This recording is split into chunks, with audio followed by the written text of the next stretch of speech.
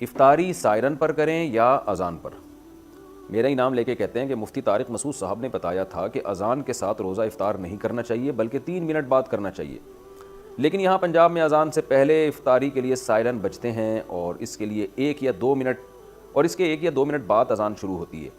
اور یہاں سائرن کے ساتھ ہی روزہ افطار کرتے ہیں، تو ہم کیا کریں؟ ابیہا فاطمہ، دیکھیں بخاری مسلم کی حدیث ہے، رسول اللہ صلی اللہ علیہ وسلم نے فرمایا، حدیث کا مفہوم ہے کہ جب سورج غروب ہو جائے تو افطار کرنے کا ٹائم شروع ہو جاتا ہے، سورج غروب۔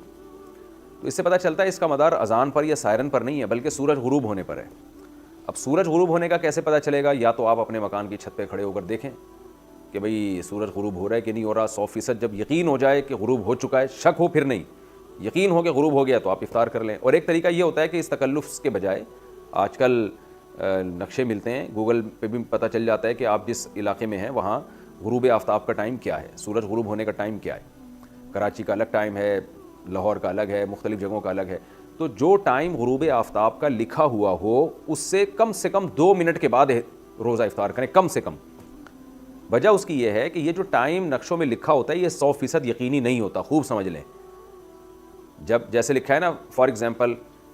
کراچی میں آج کا ٹائم جو لکھا ہوا ہے وہ ہے 6:50، فار ایگزامپل شاید 51 ہو یا 49 ہو، مجھے پوری طرح یاد نہیں ہے، 6:50 لکھا ہوا ہے، تو آخری درجے کی احتیاط یہ ہے کہ 6:52 پہ یعنی 50 لکھا ہوا ہے تو 52 پہ آپ افطار کریں، کیونکہ 6:50 یہ اس میں 100% کیلکولیشن صحیح نہیں ہوتی ہے، بعض دفعہ 1 آدھ منٹ بعد سورج غروب ہو رہا ہوتا ہے، تو آپ 2 منٹ کی کم سے کم، بعض علماء تو کہتے ہیں 3 منٹ احتیاط، لیکن چلیں آپ 2 منٹ بھی احتیاط کر لیں۔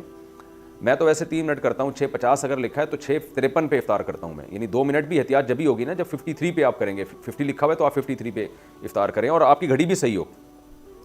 تو اسٹینڈرڈ ٹائم کے مطابق اپنی گھڑیوں کو صحیح کریں، اور 6:50 لکھا ہوا ہے تو 6:53 جیسے ہی ہوتے ہیں آپ فوراً افطار کر لیں، یہ احتیاط والا طریقہ ہے۔ تو اذان اگر اس احتیاط کے ساتھ ہوتی ہے تو پھر اذان پر افطار کریں، سائرن اگر بجایا جاتا ہے اس احتیاط کے ساتھ تو سائرن پر اعتماد کریں، لیکن آج کل میں نے دیکھا ہے لوگ احتیاط نہیں کرتے، اذانیں ٹائم سے پہلے بھی بعض مسجدوں میں دے دی جاتی ہیں، بعض لوگوں کا مسلک یہ ہے کہ سورج ابھی پورا غروب نہیں ہو تو بھی روزہ افطار جائز ہے، تو اپنے مسلک کو سارے سب پہ تھوپ دیتے ہیں وہ اور اذان دے دیتے ہیں پہلے، لوگوں کے روزے خراب ہو جاتے ہیں اس سے، لوگ سمجھتے ہیں کہ افطار کا ٹائم ہو گیا ہے۔